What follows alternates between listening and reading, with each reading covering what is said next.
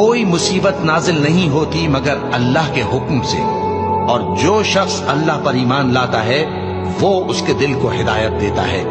اور اللہ ہر چیز سے باخبر ہے۔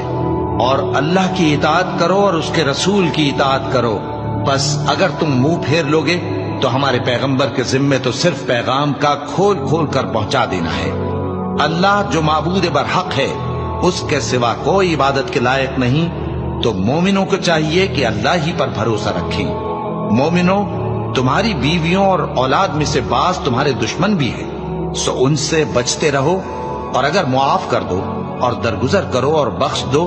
تو اللہ بھی بخشنے والا ہے، مہربان ہے۔ تمہارا مال اور تمہاری اولاد تو آزمائش ہے، اور اللہ کے ہاں بڑا اجر ہے، سو جہاں تک ہو سکے اللہ سے ڈرو اور اس کے احکام کو سنو اور اس کے فرمانبردار رہو اور اس کی راہ میں خرچ کرو، یہ تمہارے